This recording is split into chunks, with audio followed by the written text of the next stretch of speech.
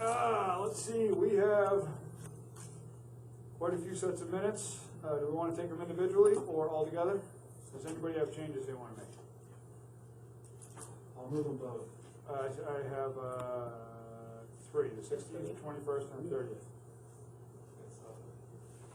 Moving all three? Sure, I'll move all three, but okay. All right, so the minutes have been moved. Do we have a second? Who's the second? I don't have a second yet. Do I have a second on the minutes? Yes, second. Second. Okay. Are you missing some? Yeah, I think at least what I saw on Mountain Drive Was from last meeting. Are they in the back of your packet? They're not Kristen? back. Did you get the last 7 minutes in the packets There's no somewhere? minutes. Yeah, I just saw in the drive it's just 9:16 and Oh, okay. 9:30, so there were two. Yeah, no, that's okay. I can make a quick copy. I can do it. I think you've got them on So- your computer, right? Yeah, so I just moved, because I just looked at 9:16 and it's just that's fine. I moved part of the bunch. So let's start over. Jeff, will you pull your motion? So, hold. Hold. Hold. Will you pull You your... go on motion. Okay, would you like to And pull your motion? I would like to move that we approve the minutes from 9:16 and 9:30. 9:30. Second. Second. Okay, so the minutes of September 16th and September 30th are on the floor. Is there any changes to those minutes? All in favor? Aye. That leaves the 21st outstanding. Can we bring those forward to the next meeting? It's not, is it set to the August first? No, September? I don't know, are they on the agenda incorrectly? We need them? Was that Monday meeting we had? 30, and then 16. That was the Monday meeting that we had, non-public. There should be minutes. Well, no, there has to be minutes sorry. of the meeting. So you have a copy of those? It should be like a paragraph. Yeah. Okay, so can we just move those to the Yeah, next meeting? absolutely. Is that enough? Yeah. Okay. All right, public comment. Tina, you're in the public. Do you have any comments? Okay, that takes care of that. Agenda review. We don't have any correspondence, so I'm striking E from the agenda. The executive board did not meet, so I'm striking that. The curriculum review board has not met, so I'm striking that from the agenda. And potentially striking the non-public session depending upon the next item. We have 2 consent. We have the 2 consents. Is there any other reviews or agenda changes or any other items anybody would like added to the agenda? None. Okay. Consent items, we have 2 staff requests. We can discuss them in non-public, or if the board is comfortable moving them, we can go ahead and move them now. I would say non-public. Or that, that's okay. All right, so that'll put us in non-public later in the meeting. Everybody comfortable with that? Yep. Okay. I don't see Kelly from Dale, so we're gonna skip over that.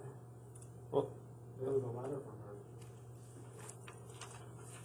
That's in the packet, sure. Right. Was it just the email about the ridership, or was it, Yeah, it wasn't yeah, Bruce, I'm right? just looking at the thing that Amber wrote, right? Yeah. Yeah. and I also wanted to just continue our discussion of transportation if we could. Yeah. There's a few Have things. you heard from her? So, I believe there's members of the board that want to discuss our contract with Dale more in depth. Is that a discussion where it's contractually related, which we current out of, or in non-public? I think it can be in public.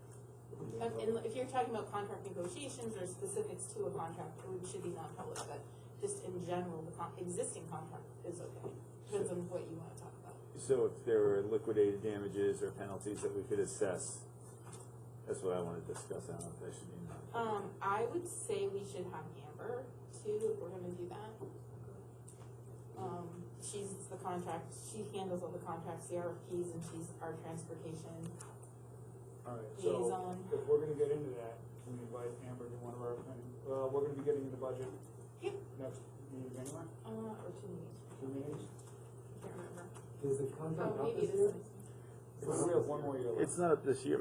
My point is that if they're failing to perform, and we paid them all through the spring of last year in order to try and maintain some kind of good business relationship, and they've failed to perform consistently, if we have penalties, we should be assessing them at this point.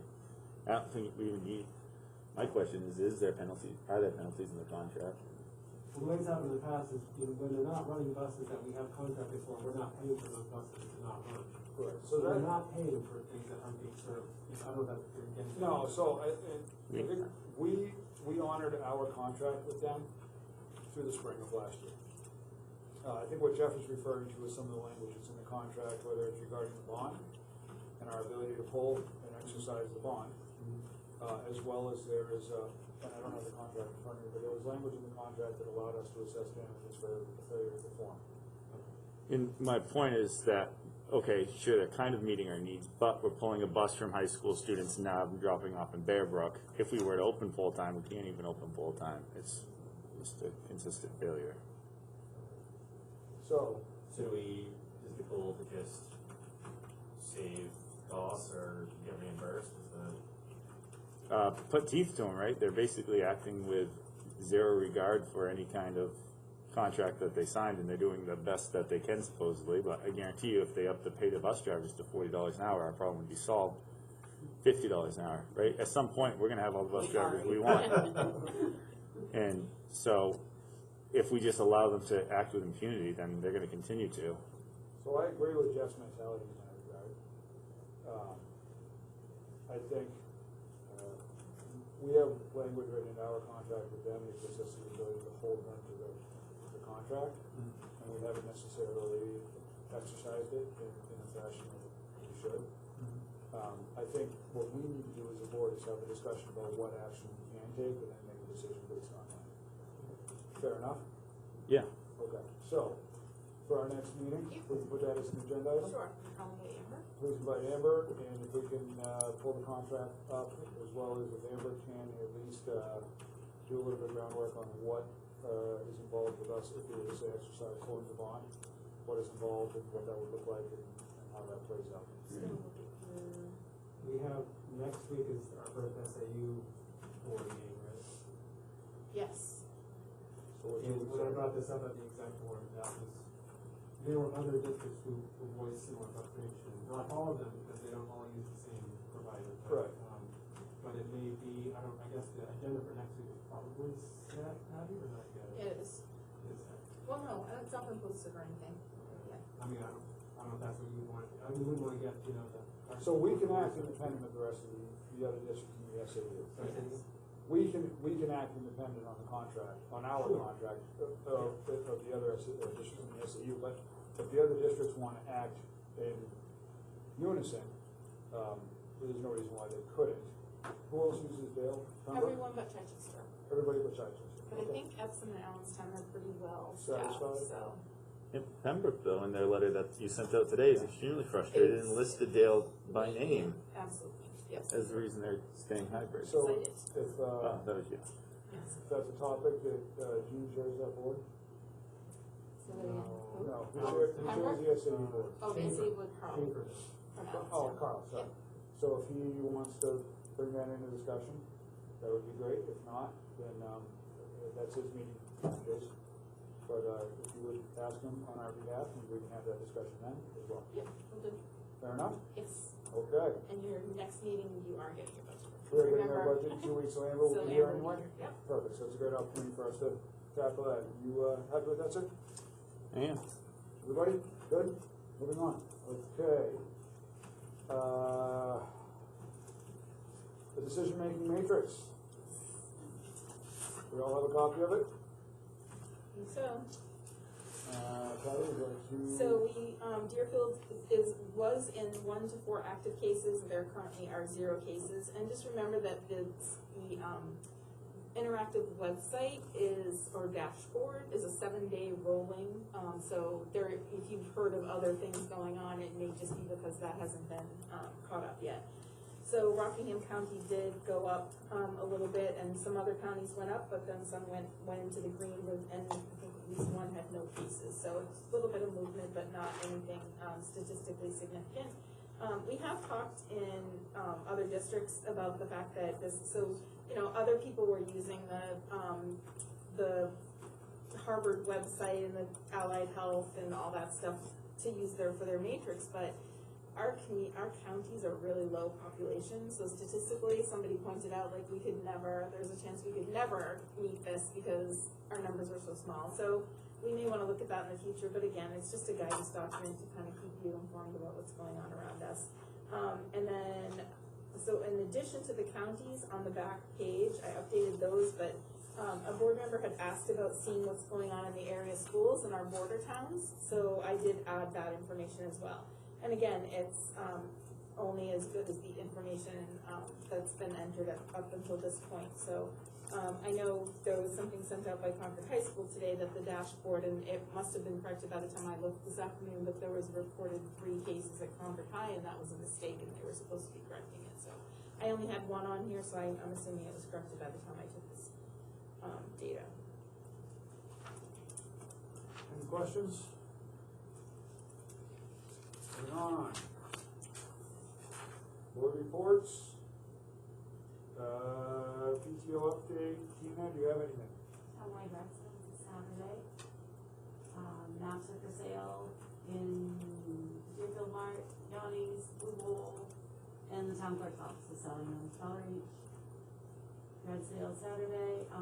We are still selling maps if you can afford them, and we will have a spirit wear order form coming out probably next Friday's bridge. Good. Anything else? Yeah. Is the link to the masks in the bridge? Yes. You're part of the, you're gonna use the school grounds for the PTO. Oh, yeah, we have a PTO, yard sale site for the first time this year. We've had a lot of parents who didn't wanna hold their own yard sale, but had a lot of stuff to get rid of anyway. So they've donated it to the PTO, and we will be selling it, and the proceeds from that will go to the PTO. And that will be here, and that's on the map as well. Am I wrong in thinking that there's normally a steel drive that happens at the same time? That's in the spring for That's in the Easter spring. fundraising. Okay, That's not a PTO. that's not, okay. They want to do the breakfast camper, come on. What's that? The breakfast camper? Yes? Yeah. Oh, we did do the breakfast camper, yeah, I'm sorry. We didn't talk about that last week. We were going to, but then Andrea said, right, Okay. happened, yeah. The secret Okay. surprise. So Coffee the breakfast camper. camper happened. We normally have a coffee cart where we have coffee and baked goods for the teachers. Just like a little thank you beginning of the school year, welcome back kind of thing. And because we can't come in the building this year, we had Andy's wife Kelly and Andy brought their camper, and we served coffee and breakfast out of the camper. We had cinnamon rolls from the baker's hands, breakfast sandwiches from Ma's Cafe, and some fruit and other things. And the teachers came out and picked up their little brown bag of breakfast. And went pretty well. That's awesome. Very cool. We might do it that way forever. As long as Andy's willing to drop a camper off. As long as there's extra cinnamon roll. It was awesome to see some dads here as well, Yes, we did and have the dads. best part of the story is that Friday Patty comes to DCS and she called in and was like, what in the world is going on here? Big camper set up, music playing. That's the new raffle. That's our addition. You We're never know sliding what you're them gonna up. see when you drive into You your never know. Well, we also learned something else in this, which is Andy will work for cinnamon rolls. And go for cinnamon rolls. So clearly, for anybody, As when will you my work husband. done, cinnamon rolls, off he goes. As long as you feed the dads, they will show up in your way. There you go. That's awesome. Well, thank you everybody that participated in all your efforts. Anything else? I think that's it. All right. Kristen has something else that I was. I do, but I'll be safe. We are tearing through this agenda right now. Executive board did not meet, so we are on to Principal Libby's report. Yes, so, just to carry on with the PTO's breakfast camper, they not only, there are lots of moms and dads here helping, but they also, I know a lot of families helped out to provide, stuff for the camper. It was greatly appreciated. The teachers loved it. But the PTO also, if the teachers or the staff, somebody in the staff wasn't feeling comfortable, or our remote teachers, they provided a gift card to Dunkin' Donuts for them. So they are, just as usual, very generous and very thoughtful of all of our staff, and we're very grateful. our cohorts A and B are going strong. We've had a few students return actually from remote to hybrid, so we've been adding slowly but surely from our remote stash as it goes, just students that are ready to return, families that are ready, and as you know, we have every student has a spot in a cohort, so it's not hard for us to say, yep, come on back, and here you are, you're in cohort A or cohort B. Our outdoor classrooms are still utilized every single day, all day long. The big concern tonight is the wind. We've had staff walk around and do a check to make sure everything is safe and secure. So we'll see how it holds up. We had another remote material pickup last Wednesday, Thursday, not for everybody. I think 6th grade had some items to pick up, and we had first, second, third grade, so not every grade level was affected, but that went very well. Families, we just left the teachers organized it. We left bins out in the portico on tables. Families drove up between the hours of 4 and 6 on Wednesday and or Thursday and picked up what they needed, dropped off anything that they needed. No, there was no staff. I mean, there was staff here, but we didn't have to sit there and make sure that everything. It just worked out seamlessly. In addition to that, Beth Moster, our librarian, has started up a remote pickup for library materials. So she's put out a link to families to be able to borrow library books, and has set up a cart outside. It's just an easy situation. Just wrap up the books in a bag, put them out there for families to come and pick up when they would like a book from the library. Our soccer teams and our cross-country team have been practicing. Our cross-country team has had a few meets, but their first home meet was last week against Chichester. Our girls won the overall meet, and we had a first place boy, Quinn, was our first place boy, and Olivia, who was a former student here, 8th grader, but she's participating in our cross country. She was our first place girl. On Friday, as you know, we have a teacher workshop day, making our long weekend longer for families. The teachers will be here though. The agenda for the day is we're going to have an SLO, which is a student learning objective refresh. We have a lot of staff here that are new, that don't know much about SLOs. SLOs have changed over the course of the years. When they first started out, a lot of the SLO data hinged on whether you were able to get recertified or not, and that's kind of, we've moved away from that, but the SAU is still holding SLOs important to the work that we do here at DCS and within the SAU. So we have 2 staff members, Jamie Oddley and Erica Martin, who are going to, they've kind of been the SLO gurus throughout the course of, we have lots of them, but those 2 in particular have done a lot of research and a lot of work on it. So they'll be presenting an SLO refresh. We're going to do 3 90-minute rotations, so we've got grade levels.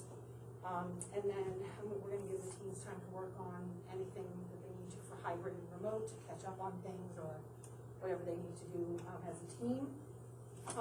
And then we also are going to give teams, I asked teams if they'd like a block of time to work on what their team needs. So they presented to me what they would like to work on. I have people working on math pacing guide. There were people working on word study. So every grade level is going to work together to figure, and they figured out what, like 4th grade is going to go outside and do some sort of mapping activity outside in the outdoor classroom. So that will be for our K-5, and then I'm actually going to be working with 6th through 8th grade on a planning tool for social studies that will help them with their social studies planning. So the day will be packed, and I'm hoping that people get a lot out of it.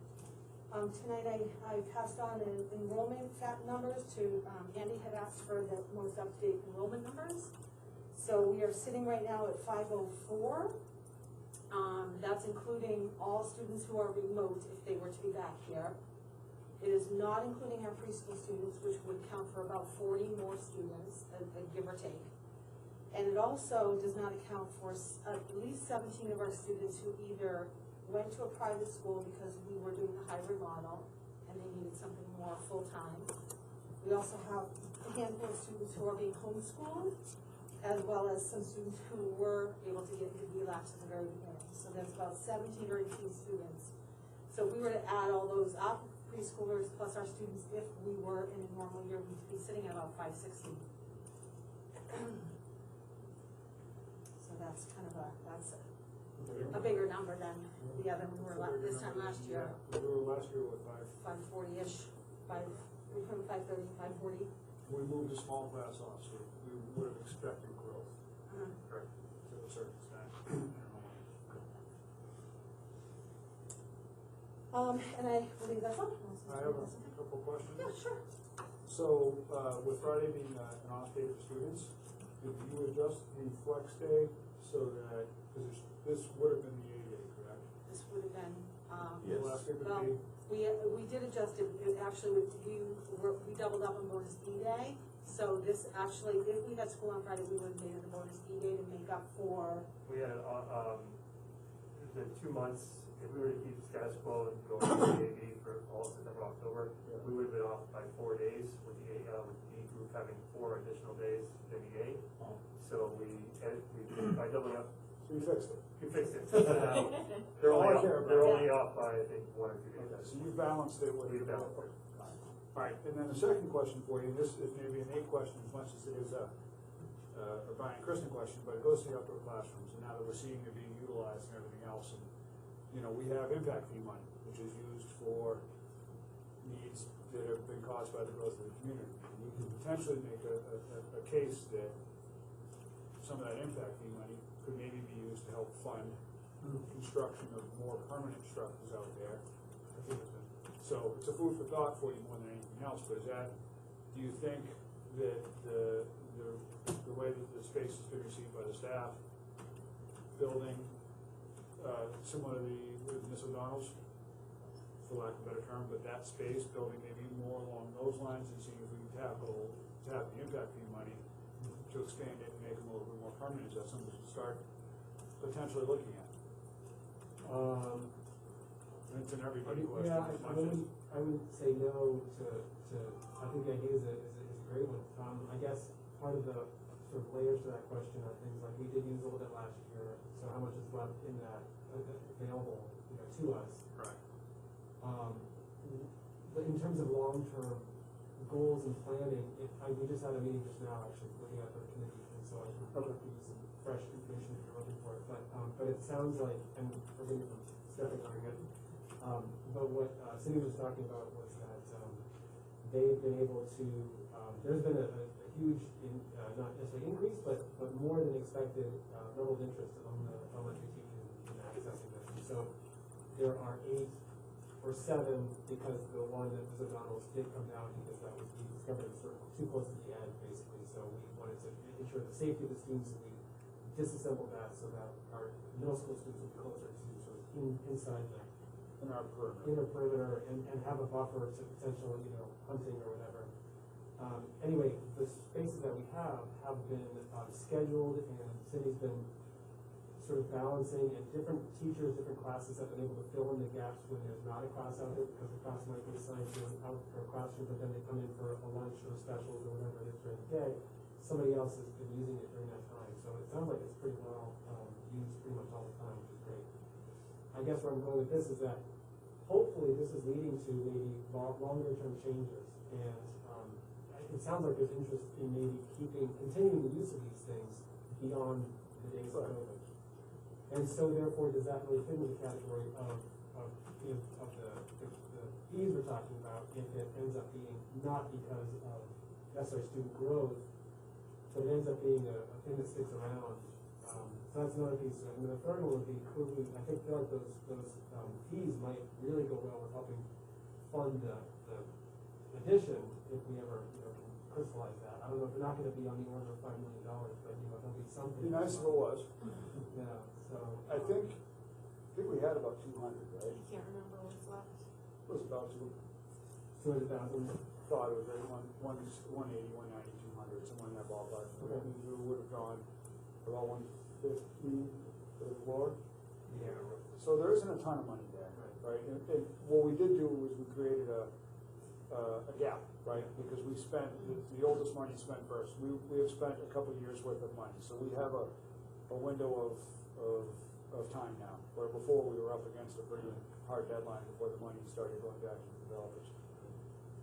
You know, if another big development comes into town and they build another 100 houses, there's gonna be, that chunk of money will grow fairly rapidly again, but if there isn't any more development, that money's gonna kind of sit with little to no growth.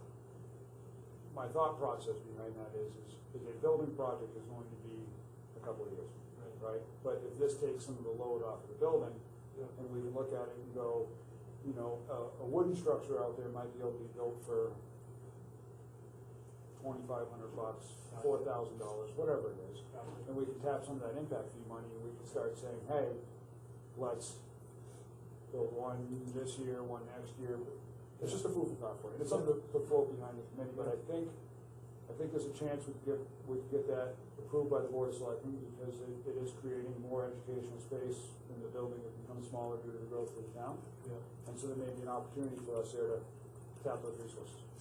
Would we have to go through the same document updating process that we did last time? And number two, the other thing is sort of the winter. And so that conversation we were just talking about, with the level of interest and I think enthusiasm among certainly students are loving it from what I've heard, can we start to think about using it during, not all day out in the middle of January, but can we have some... Those bluebird days that are beautiful outside, wonderful. I mean, otherwise you can't really plan on kids being outside so that we can use the space in the building. Like, sort of, otherwise it's not going to be a solution for 600 kids in our building. That's the issue. So even a structure, unless you insulate and all that stuff, it's not going to be. Well, that's not a $3,000, $4,000. So I was thinking more of like the O'Donnell space. It's just a little bit more permanent. Maybe it has a little bit of storage space in it. Yeah. It may create some flexibility, but I'm not sure if it would increase the capacity of the building. Oh, it's a food for thought for you. So if it's something that maybe wants to talk more about it, we can investigate with the town at that point. All right. Anything else from the principal's report? That is short and sweet. Any other questions? Seeing none. Okay, that brings us to CRB did not meet, and Gigi's not here. Jeffrey, Building Expansion Committee. Yes, okay. So, met back in late September with Amber and Gigi, and I had forgot Andy, so I apologize, but we're all on the same page now. So, long story short, trying to figure out how we're actually going to get this done, and the biggest thing Amber kind of helped me wrap my head around is no matter we could be bursting at the seams in here more so than we already are, but if we don't sell this and do this project, this every step of the way perfectly within the community, we're never going to get the community buy-in to actually greenlight this thing, which kind of opened my eyes and perhaps was a little naive of me, but it's like, oh, we've got more than just figuring out how to build it. You got to figure out how to get the town to support it, which is good because as we form our committee, I want to look at it through that lens as, okay, we've got a PR aspect to this that we need to start on now, and then we also have the logistics, nuts and bolts of it. So in thinking about that, the immediate next steps that I'm looking to do, with the committee is we obviously have Gigi and Andy and myself, but I'd like to bring in 2 members of the community to sit on it. I don't want to get it too big, and I want to find community members that are either going to bring intrinsic knowledge to this committee, that they've been through a process like this, they know this, and they're going to bring a lot of value in that sense, or they're really, really good cheerleaders for the school, and not necessarily cheerleaders in the sense that they want this huge, beautiful building that's great and new age and all of this, but they've got a voice in the community, they understand the need for it, and whether or not it's exactly what they're looking for, they're going to bring a certain amount of support with them. But the question I have for you guys as a board is I don't have the foggiest idea how to go about populating those 2 roles. The other role is I'd like to have a staff member on the committee that works. Basically, we're going to have a 3-pronged approach. I'm going to steer from the 1,000-foot level and just kind of not have one direct thing. Andy's the data analytics guy that loves all facts and organization and everything. He's already started working on what have we done historically for space needs studies, all the stuff that bores me to death, he's jumped into and begun organizing and filing and figuring out so we don't reinvent the wheel. Right now that's what he's tackling on, and he's doing a good job with it. Gigi is going to be the, what is this, she's going to be the one that works with what does this thing actually look like, how is it used, because if I had my ways it would be just a square box, you know, with the toilet. Just a toilet one. Yeah, just one really big one. So those are kind of the roles as I see them. And then the staff member, I see, you know, being that kind of conduit between the school and this committee and working to make sure that we're not running in a direction that you guys aren't at all on board Are with. you looking for staff and admin, or are you just looking for a? I'm open to ideas. Whether it's admin, whether it's staff, you know, I just want, go ahead. So, I think one of the thoughts that I had, I think it was a year and a half, maybe 2 years ago, was that some of the reason that I don't think get a lot of support with the expansion addition concept is some of the people in town either don't have kids in school. So I put seniors, but I don't know if that's an appropriate way to refer to that group of the population in town, but somehow including them. And then there's a gentleman in town who owns a business, and so I don't know if it would make sense to include folks like that, like a couple of the businesses that we have in town, the signs place or the signals place. And I know there's a couple of other, like there's a guy on Brown Road, so I mean, I don't know what kind of an impact or, you know, value they might have. So there's I think involving a good cross section of the interested parties is important, but I also think that at some point if it just gets too big, you can't manage it, and you get uncontrolled, one unruly. So, you know. I can just put it out there in the past committees, what we've done is exactly what you're doing in defining the roles. So you can actually put out an application and, you know, when you advertise, we're looking for this, this, this, and this. These are the positions that we have open on the committee, and you can ask people to submit their name and what their background is and why they would fit that role, and then just collect them all, and that way anyone in the community has an opportunity to participate. They know the expertise that you're looking for, and they actually Yeah. I mean, having give you their people credentials, so to speak. with experience in construction, when you're trying to build a building is important, right? I mean, to me, having the admin take or staff take is important. You know, there is always going to be people in the community that don't like any project because it's a project and it costs tax money.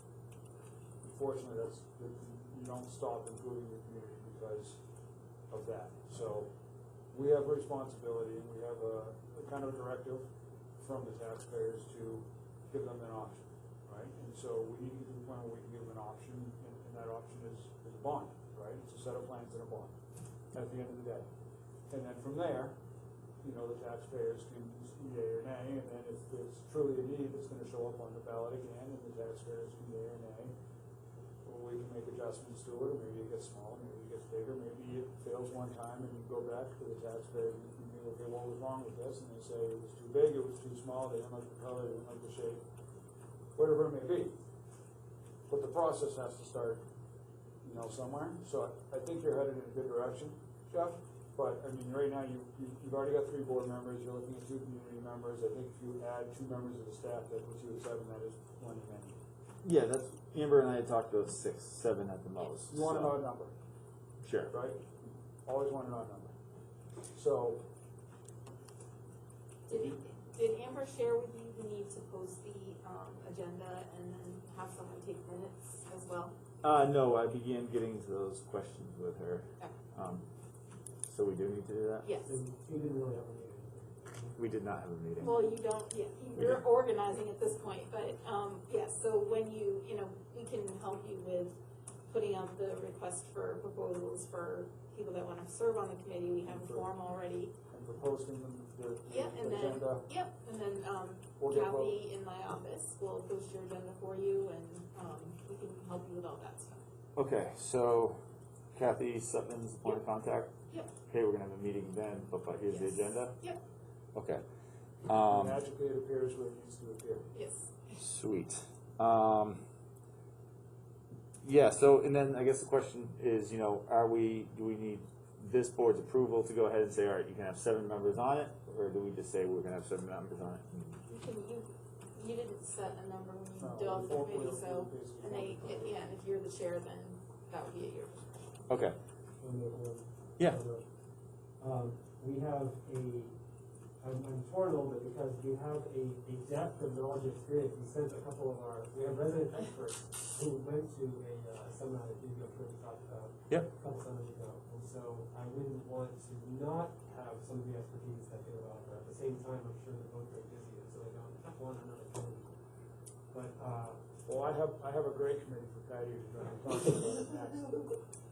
What we did for Pembroke, which it wasn't to this level, we were just talking about basically our needs and what we were gonna do for the closing of the school.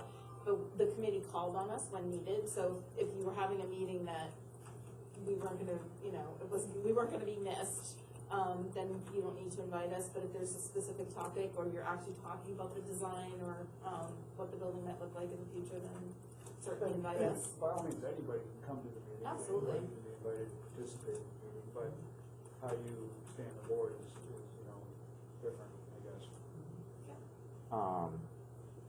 Yeah, and I mean, I think that a lot of that stuff will be sussed out when the architect. So our next goal, just so everyone, we've got 2 goals right now. Is one, get the actual committee built, and then Amber's sending me over the RFP that Allenstown used. And our goal is to pretty quickly get an RFQ out to architects and designers to start leading us through this process, because That's the process. that's the process. Correct. And collecting all the data and all that stuff. So we'll bring them in. Just food for thought, you don't even necessarily need this person on your committee, but we were lucky enough in Pembroke to have a resident that owns a PR company and did a ton of press releases and, helped us with getting the word out and, best way to say things and.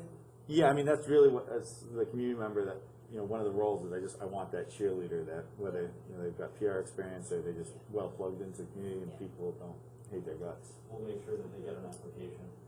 Yeah, yeah.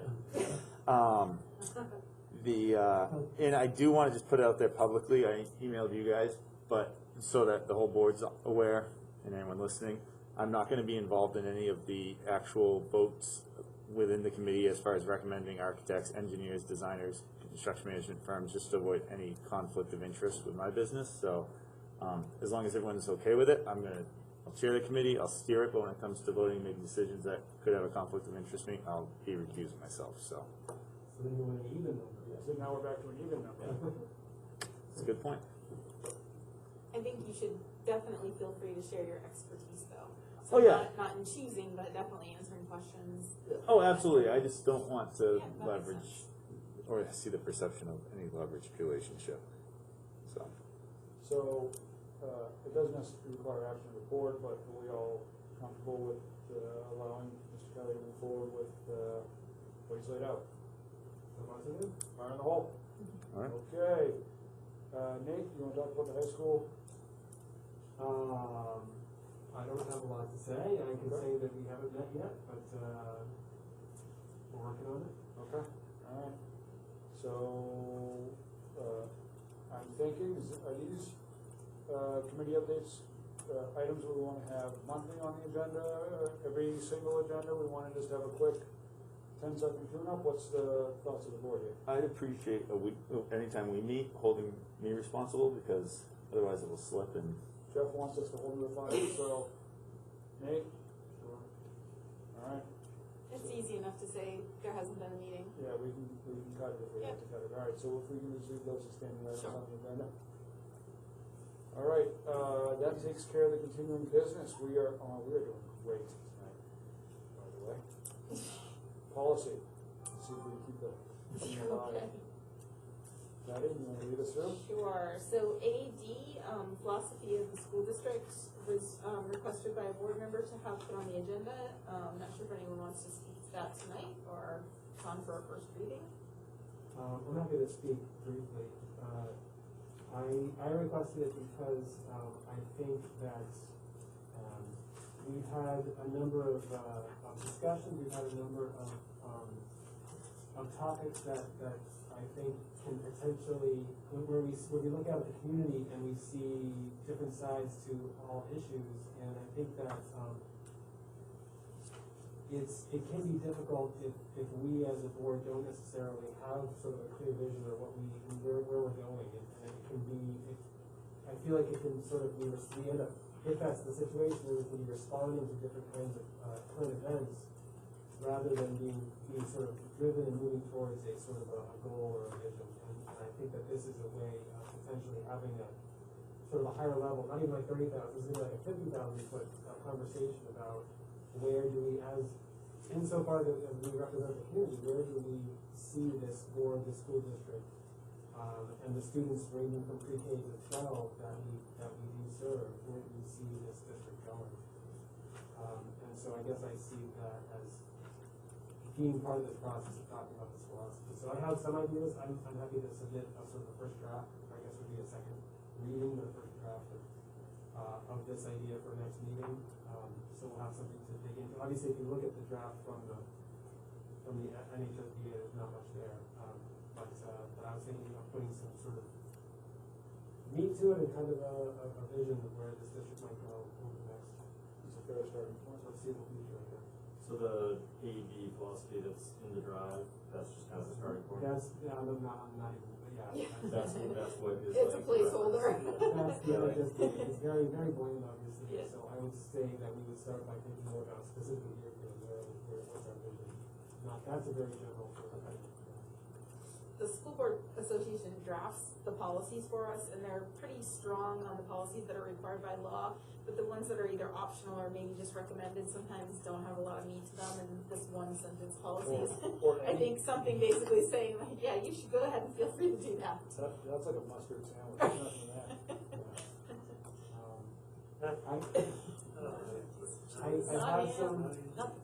I have some sort of ideas down, so I should be able to get it out in the next week. And I would certainly, as part of this, want to run it past the school and the faculty and administration. I wouldn't want to be setting any sort of vision or decision from all parties. So do you want to solicit input from the admin staff first before you elevate it to the board? That's a good question. How do you, I don't know, what seems like a I think that, well, if the school has their own mission and vision, so I think it would be hard to just say, yeah. Looking around. Thought it was on the wall somewhere. Yeah, Oh, or the gym. So it might be kind of hard to just put that out there if they're not really understanding, because you're talking about 50,000 feet. So I don't know that they're going to even understand where your starting point is. So if you want to just draft something and then give it to Brian and Kristen for input and thoughts, I think that would be able to do it. Great compliment. Does it make sense to have a, I guess if this is the first reading, have a second meeting here first and then send it to the administration? Yep. Okay, do that. Yep. Great. EG, right? Okay, so the next couple of policies are really business office policies, and they are required, so they were put on the agenda when we got an update from School Board Association, and we did give them to Amber as our expert. I think that she was okay with the samples with the exception of DK, which is payments, checks, and manifests, so she did just fill in a little bit of information to make it Deerfield appropriate. And then DKA, again, is the payments of bills and invoices.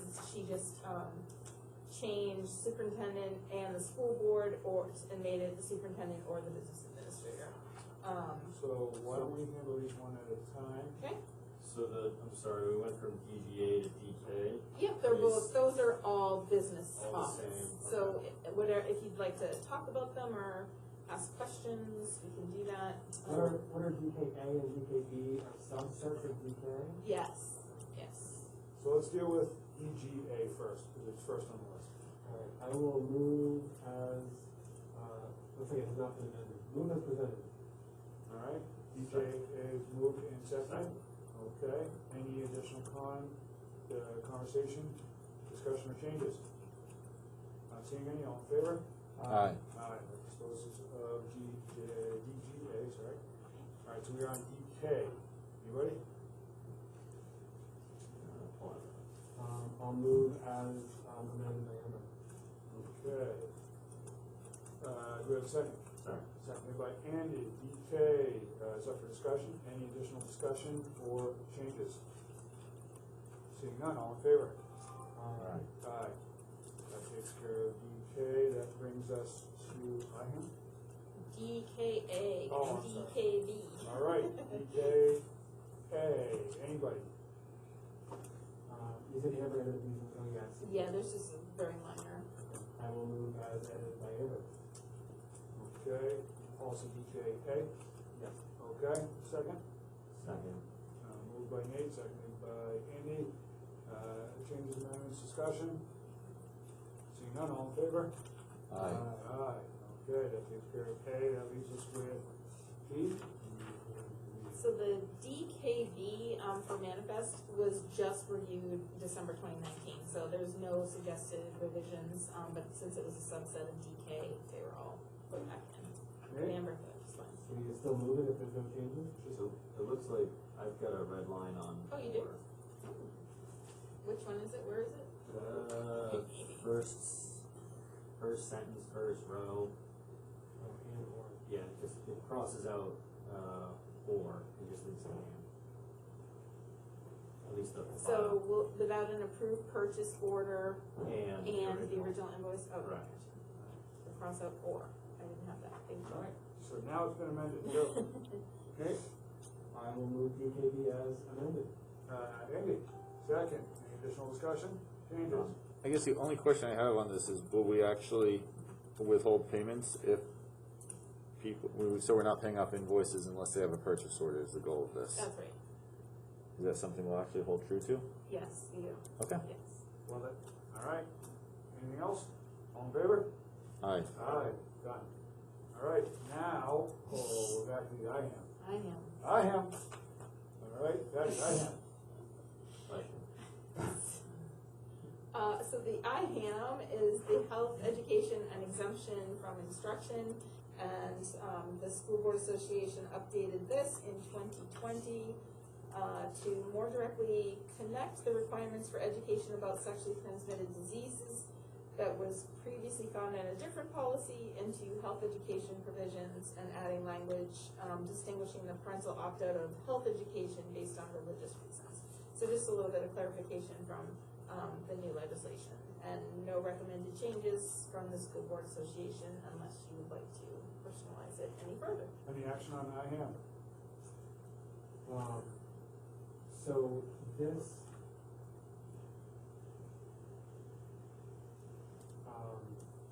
what is the other, you said there was another, Yeah, there's a, different I policy to forget that the, also? I forget the letters, but it's, a newer policy where, legislation,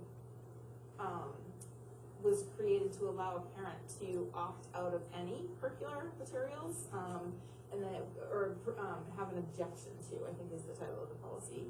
And it's, a contact with administration, let them know. Oh, thank you. That would be the objectionable course material. It's- Is there we go, referenced that's it. in And it needs to be a mutually agreed upon curriculum, so if there's an objection, we're not responsible for creating curriculum, but we can come up with something mutually acceptable. That's a different policy, so there's a differentiation. And this is just about health education. All right, any desire to dispose of IHAM tonight? yeah, I think I want to actually look at a little more carefully before. All right, so you tabling it? I would move to table this. Oh, that's okay. If you stay on third reading, it's perfectly fine. Patty, you want to bring it to the next meeting? Will do. All right. Is there, can you put, IGE in the folder? Yes. Is that correct? Yeah. And then we have IHBG is on a second reading. Patty, you want to bring it to speed? G is the home education policy, so this is one that tends to slip through the cracks because when they're not required by law and they don't get updated by school board association, sometimes they don't get put into the rotation. So this one was very outdated, and a technical advisory came out from the Department of Education, said, hey, there's been a lot of requests for home education this year due to the COVID-19, and parents have been looking at policies and realizing lots of districts' policies are out of date. So I think, I don't remember when yours was last looked at. I don't have yours in front of me, do you have it? It's like in the. Irrelevant, anyway, Bring the one. this is updated, and reflects the most current regulations for homeschool or home education, and just so that you feel, some reassurance, we do follow the law, and you just, policy wasn't updated, but we, there were districts that had policies and procedures still requesting, immunizations and, more contact with the school than is now required. We have not been doing any of that, but your policy does need to be updated. 2012. That's it, thanks. So, It was a while. would you like us to address this tonight, or can we wait till the next meeting for a third reading? It would be, it's either way. I mean, there's a little bit of urgency, but nothing. Any takers? Has the team Amber looked at this at all? So this one would actually be Karen Gersha, and she did, I hope her red lines are in here. Yeah, Um, it I doesn't don't seem see that. any red Oh, lines. all right. All right, Well, that's she did update it very minor, so I'll make sure that that's, Red line copy for yeah, next week? it might have only gone in certain districts. You're saying that our policy, our prior policy for ours is our current policy Yeah. is not worth looking at. Oh, no, It needs to it's be- too outdated. Yeah, this is updated based on legislation, so, yeah. So next meeting we'll tackle that. Okay. All right, that takes us through policies and to informational items. I just have one to announce, for everyone's information. I think it may be in your drive, but just to, let everyone know that Lori Shepherd announced her retirement. So I want to thank her for her years of service.